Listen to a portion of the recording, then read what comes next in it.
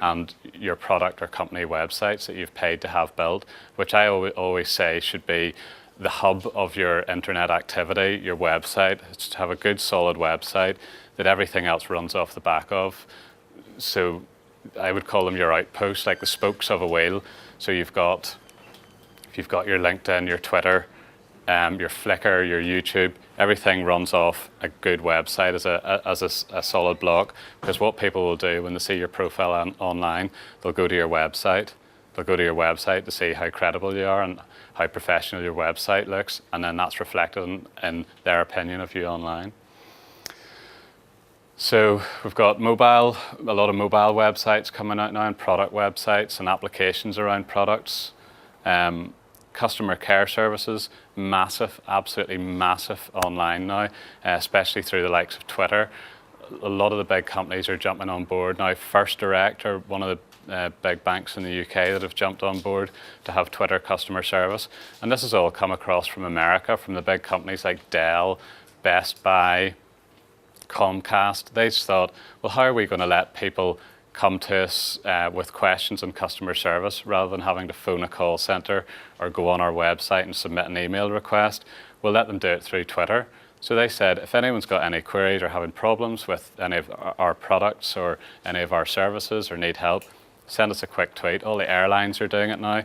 So the good thing is you're in front of your computer, you've got your Twitter screen open, you can bang, there's your question, you'll generally get an answer back very quickly. Airports, your flight's delayed, at EasyJet, at Ryanair, what's happened with my flight, you'll get a tweet back. And it's just a great way of having customer service. And it's a great way of having open and visible customer service, because what you're doing is having customer service on an open platform where a lot of other eyes can see. Whereas before, what we would have was someone phoning a call center and getting pissed off in a call queue, talking to someone in India who hadn't a clue what their problem was, and they were annoyed to maybe tell one person. But online, it's visible, so you can't have bad customer service. So it's really helping bring standard of customer service up for a lot of companies and allowing customers to get closer to them. Because if you tweet a company and say, I'm having a problem with this product, and they tweet you back straight away and say, send me an email to here, I'll look into it straight away. It's a great feeling, and you feel actually that bit closer to the company and feel like you're getting looked after. So customer service is a great one, especially on the likes of Twitter. Proprietary digital content that we've got, like you saw the Pierce Communications video. So it's creating good media, and it has to be either fun and quirky, like that video you sort of half saw, or educational, or something that has value for someone to watch. There are a lot of people creating content on the web that's just pointless and meaningless. So have a think about that, and then your own blogs. And we're going to chat a bit more about blogs, but blogs are a great way of showcasing your expertise online, and they're also a great way of getting traffic to your site. Richard's going to talk about after lunch about what search marketing is and what keywords are, but blogs are a great way of getting keywords onto your site and sharing news with people. But if we look back to the early days of media, in 1752 we had the first newspaper published. In 1916 we had the advent of radio. In the 1930s with TV. 1970s we had the first computers. And in 2010 now we've probably got about 5,000 different social networks to look at. So it's just massively exploded. So picking the right ones to go to for your business is key. As Martin said, the old communication model was a monologue. 48-sheet billboards shouting at you, TV ads in your face. The new communication, and to look at this, the average person is exposed to 4,000 advertising messages a day. You may not think that, but if you look around the room, you'll see Mac, you'll see Tipperary Water, you'll see Pierce Communications. You know, driving in, you'll see massive amount of advertising, car logos, adverts everywhere. And the human brain has now become conditioned to filter that. So one of the things I'd always say that if you're going to be online and have an online presence, you need to stand out from the crowd. Seth Godin, who's a marketing genius from America, wrote a book called The Purple Cow, which is worth a read. And it's about standing out from the crowd, being the purple cow. So raising yourself above the platform of your competitors so people can actually see you. This is the new communication model we've got. It's dialogue. It's It's sharing stuff with people. It's writing articles for them, sharing useful information, letting them have fun. I'm going to show you a couple of videos in a bit that they're just fun and people love, and they get that viral effect. But it's asking your customers how they feel about your company or your product, or writing blogs about interesting topics to share with them, and allowing them to have that dialogue with you now. So what is exactly social media? It's people using tools like blogs and video and sites like Facebook and Flickr to share content and have conversations online. Essentially, that's all it is. Wikipedia definition. Social media marketing is a term that describes the use of social networks, online communities, blogs, wikis, or any other online collaborative media for marketing, sales, public relations, and other customer services. So it's doing exactly the same you did offline, but doing it in an online way a little bit differently. Why should we care about this? 2/3 of the global internet population are now on social networks. So 2/3 of everyone online visits social networks. Visiting social sites is now the most popular online activity, ahead of personal email. And it's actually outstripped porn searches online as well now, bizarrely. So email, although it still works in a marketing way, is almost becoming a thing of the past. It's too slow for people now. There's too much spam on there, and it's becoming harder to filter it. Now, I think the statistic is that 85% of all email is now spam. So people are disregarding email now, and they're looking at this relationship type model of what their friends are doing online, what their friends are recommending, and that's how people are buying. Dell are doing absolutely fantastic. They're doing a few $1 million a year just through their Twitter account. They have, I think they've probably about 50 different Twitter accounts now, customer service ones, technical queries, Twitter accounts, and they have this one called Dell Outlet, that if you follow on Twitter, you'll get special offers on Dell computers all the time, which you'll probably only need once every 5 years. But they've, let me see, they've got 1.5 million followers on it, just saying what computer offers are out there. So people know they're subscribing to computer offers, which is one of the things I would say people do wrong in social media, is they create a Twitter feed and start selling their products through it. It's completely the wrong way to do it. Twitter and these channels are about building relationships with your customer, and then when they get to know you, you can subtly sell stuff to them. But if you go out directly, and I've seen a lot of companies doing this, they've got an online store and they just, on their Twitter account, push product, and people just switch off to it because they don't want to be sold to.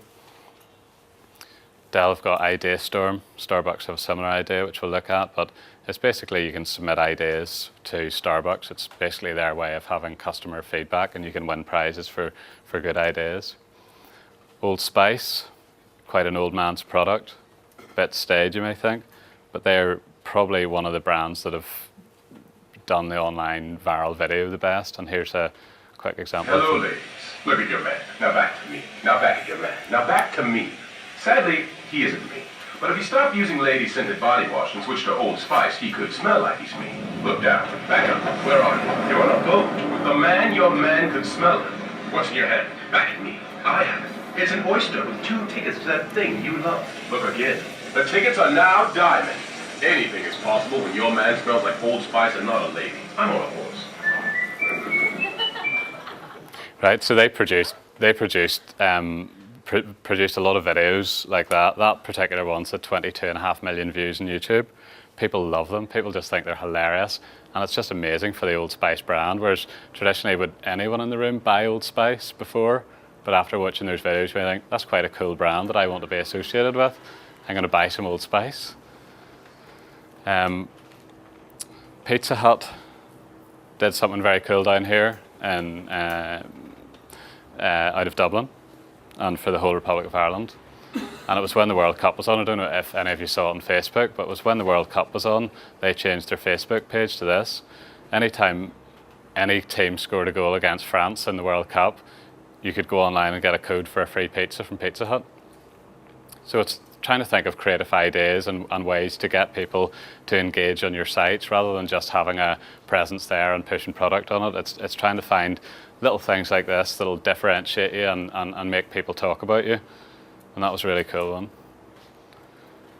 IKEA had another, IKEA do it very well on Facebook. They had they basically thought, right, we're launching a new store in Malmo, what can we do? And what they did was they took photographs of all the little room setups in the IKEA store and posted them on Facebook and said to people, if you tag yourself as one of the items, like you can tag yourself in photos on Facebook. So if someone takes a photo of you, you can basically click, that's me, and it tells your friends, oh, look, Jamie's been tagged in a photo, and they'll go and look at it. IKEA allowed people to do it for every single item in these rooms. So if I tagged this lamp, that lamp became me, and they posted that lamp to me as a prize. And everyone jumped on board on this and loved it. So people were winning sofas and beds and mattresses and everything. And the whole thing then took that viral turn, and people were demanding, please put up new posters. I worked night shift and I didn't get there in time. Please put up more. So it's ideas like that to get people to engage. I hate the word engage now. People say it too much, but it's something that in this world you have to do. Someone actually came out with a term, engagementnomics, which actually nearly made me feel sick. But Starbucks, probably in my opinion, the best. And let's see what they're doing. They've got my Starbucks ideas site, and this is what's called crowdsourcing. This is free market research for them. This is the customer telling them how to model their business. They've had over 50,000 different ideas in this site now. When I took that screen grab a couple of months ago, they had nearly 22,000 different coffee and espresso drink ideas. So people going on there saying, I think you should have, like a walnut and whipped cream espresso macchiato with skinny latte, soy milk. And they think, oh, that's great. There's a product everyone will love. And people can vote on these and what products should come out. They've got down to experience ideas, how to make the shop better, how to make ordering and the payment system better, what music they should play in the shop, what Starbucks can do for charity. So, and people are getting nothing back from this except a bit of kudos and engagement with the brand. And that's why people feel like they sort of own Starbucks now, and you can go into Starbucks whenever you want and sit there like it's your office and have the free Wi-Fi and drink their coffee and feel at home there. They're doing it really well. They have their Starbucks Facebook site, changes all the time, constantly running offers. One they did recently was bring in your own mug into Starbucks and get a free cup of coffee. And I think something like 1.5 million people clicked that they were going to do this event online. It's just that brilliant thought of simple things to do to get people talking about you. They have the share your Starbucks ideas on Twitter. So if you can't be bothered going onto your website, you can send them a tweet. So you can see some guys, someone said Frappuccino, please can you make a low carb Frappuccino? Your idea is under review. So they're just getting constant feedback on their products and how to improve their business, which traditionally people spent a fortune on doing market research. They've got their YouTube channel, which they will put on funny videos and videos of celebrities singing and allow people to upload their own videos to and comment on. They've got iPhone applications where you can check out Starbucks Finder and check out what people recommend and set your favorites up. They've also got the Starbucks Card mobile application where you can check out your points online and pay with, it's almost like a Starbucks credit card. They've got a Flickr site where this was set up by a non-Starbucks employee, just someone who likes Starbucks. 5,500 people, members, just posting photos of their Starbucks coffees. How exciting. They've got the Starbucks store where you can go on and buy their products. You can buy the in-store music. They've got a Wikipedia site, which if you've got a business is a good idea to have a Wikipedia site because it's very high up in the Google search rankings. But this was created by a fan of Starbucks, and Starbucks actually get involved and help them out with writing it. And it's just a way of having another presence online. If we look at this bottom line is showing the amount of channels that brands are on and the amount of engagement that they're getting with clients. So you can see right at the top here is Starbucks, because they're on nearly the same amount of channels as Dell, but they're getting the most engagement with their customers. So they're one to look at as a great example of doing it right. So where do you guys start if you haven't got a social media presence or don't know where to start?